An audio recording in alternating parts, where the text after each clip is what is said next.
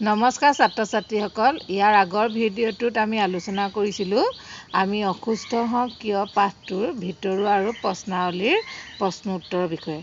এতিয়া আমি এই ভিডিঅ'টোত আলোচনা কৰিম মহাকৰ্ষণ নামৰ পাঠটিৰ ভিতৰুৱা প্ৰশ্ন উত্তৰৰ লগতে প্ৰশ্নাৱলীৰ প্ৰশ্ন উত্তৰৰ বিষয়ে। আহা আমি এতিয়া আমাৰ ভিডিঅ'টো আৰম্ভ কৰোঁ।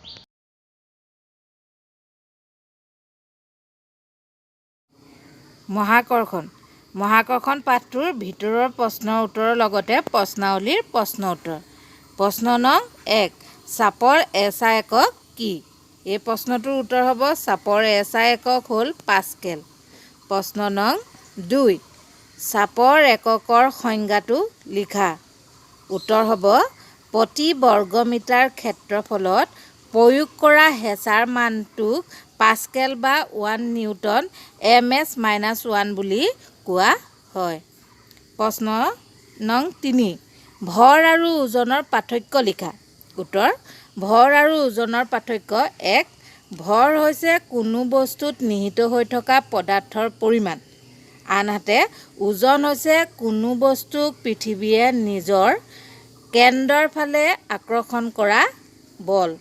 2, ভৰ স্থানভেদে সলনি নহয়, আনহাতে ওজন স্থান অনুসৰি সলনি হয়। প্ৰশ্ন নং 4, ওজন কাক বোলে? ইয়াৰ এছআই একক কি?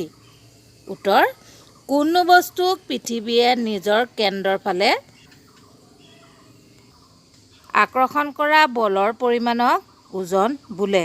ওজনৰ এছআই একক হ'ল নিউটন। প্ৰশ্ন নং 5, 10 কিলোগ্ৰাম ভৰৰ বস্তু এটাৰ ওজন পৃথিৱীত কিমান হ'ব?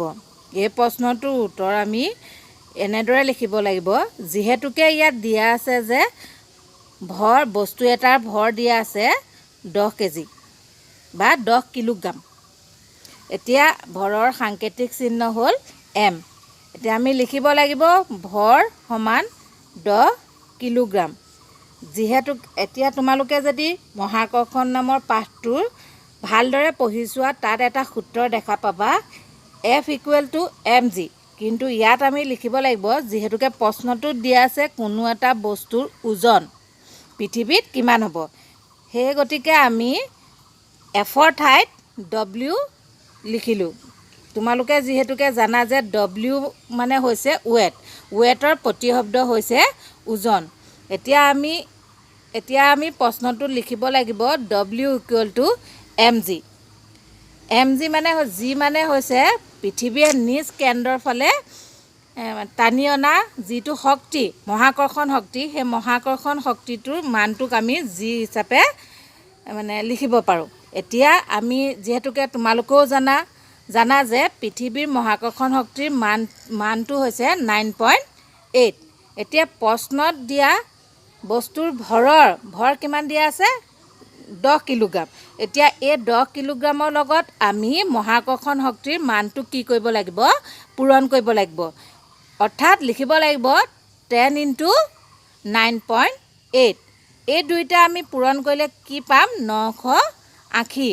যিহেতুকে তোমালোকে দেখিছা যে এটা সংখ্যাৰ আগত দশমিক দিয়া আছে, সেই গতিকে আমি এটা সংখ্যাৰ আগত দশমিক দিয়াৰ লগে লগে কি হৈ গ'ল? 98 হৈ গ'ল। দশমিকৰ পিছত শূন্যৰ কোনো ভেলু নাথাকে। সেই উত্তৰটো হ'ব 98 নিউটন, বা আমি এই উত্তৰটো এনেদৰে লিখিব পাৰোঁ 98 N বা 98 kg/-1। প্ৰশ্ন নং 6, চন্দ্ৰপৃষ্ঠত বস্তু এটাৰ ওজন ভূপৃষ্ঠৰ তুলনাত প্ৰায় 6 গুণ কম হয় কিয়? বা ভূপৃষ্ঠৰ ওজনৰ 1/6 হয় কিয়? এই প্ৰশ্নটোৰ উত্তৰস্বৰূপে আমি লিখিব লাগিব চন্দ্ৰৰ ভৰ পৃথিৱীতকৈ প্ৰায় 6 গুণ কম। ভৰ কম হ'লে আকৰ্ষণ বলৰ মানো কম হয়। সেয়েহে চন্দ্ৰত কোনো বস্তুৰ ওজন পৃথিৱীতকৈ 6 গুণ কম হয়। প্ৰশ্ন নং 7, গজাল এটা হাতুৰিৰে মাৰিলে ইয়াৰ জোঙা অংশটো কাঠত সোমাই যায় কিয়? এই প্ৰশ্নটিৰ উত্তৰ হ'ব গজাল এটাৰ মূৰটো জোঙা কৰি ৰখা হয় যাতে হাতুৰিৰে আনটো ফালে কোবালে গজালটো কাঠত সোমাই যায়। গজাল কাঠত মৰা অংশ জোঙা কৰি ৰখা হয় কাৰণ ক্ষেত্ৰফল হ্ৰাস হ'লে কম পৰিমাণৰ হেঁচা বা চাপ প্ৰয়োগ কৰি সহজতে গজালটো কাঠত মাৰিব পাৰি।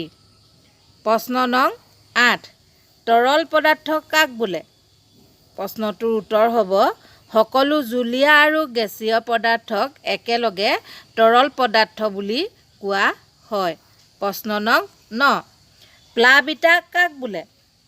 উত্তৰ তৰল পদাৰ্থই কোনো বস্তুৰ ওপৰত প্ৰয়োগ কৰা ঊৰ্ধ্বমুখী বলক বা হেঁচাক প্লাবিতা বোলে।